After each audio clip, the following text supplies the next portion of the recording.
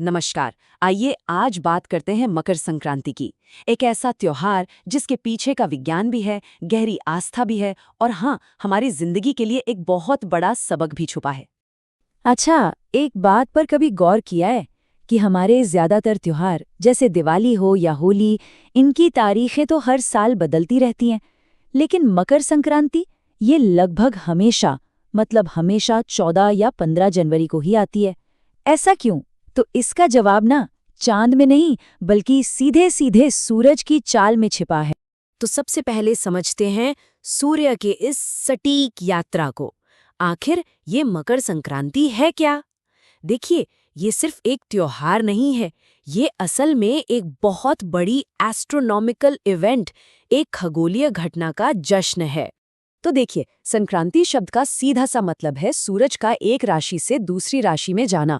और जिस दिन सूरज धनु राशि से निकलकर मकर राशि यानी कैप्रिकॉर्न में प्रवेश करता है, बस वही दिन कहलाता है मकर संक्रांति।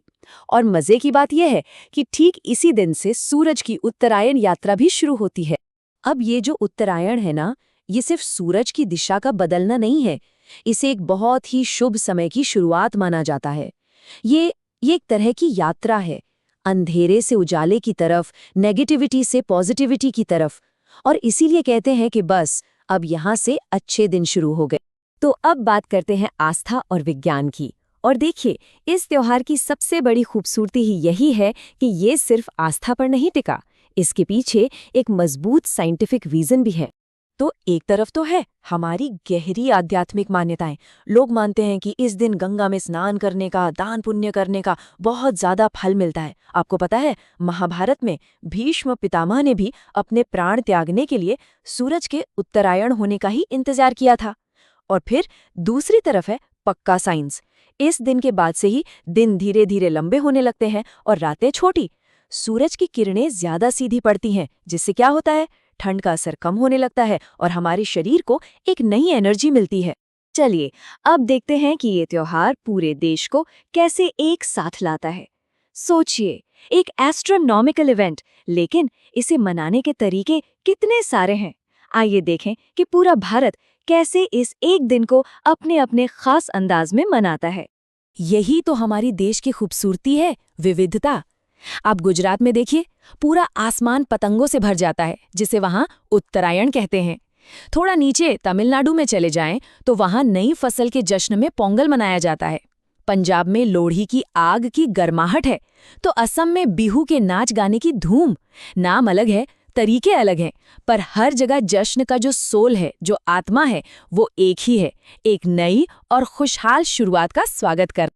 और हाँ, तिल गुड़ के लड्डू, अरे उसके बिना तो ये त्योहार अधूरा है। इसके पीछे भी ना एक बहुत गहरा लॉजिक है।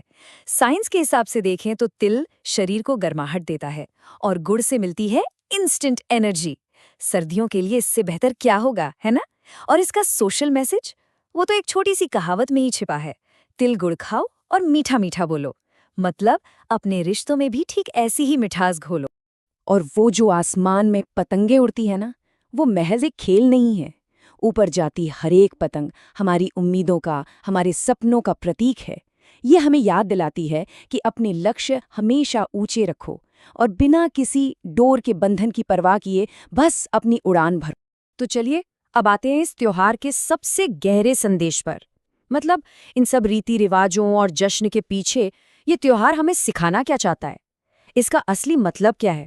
ये त्योहार हमें कुछ बहुत ही जरूरी बातें याद दिलाता है। पहली बात कि हर अंधेरी रात के बाद सुबह होती ही है। दूसरी बात कि बदलाव जिंदगी का नियम है और हमें उसे खुशी खुशी अपनाना चाहिए। ये हमें भरोसा दिलाता है कि हालात हमेशा बदलते हैं और अक्सर बेहतर ही होते हैं। और सबसे जरूरी बात, ये हमें सिखाता है कि एक पॉजिटिव माइंडसेट किसी भी मुश्किल से हमें पार लगा सकता है। तो जैसे सूरज आज से अपनी एक नई रोशन यात्रा पर निकल रहा है, तो क्यों ना हम सब भी एक पल रुककर सोचें कि हमारी जिंदगी में वो कौन सी एक नई शुरुआत हो सकती है जिसे हम आज से अपना सकते हैं।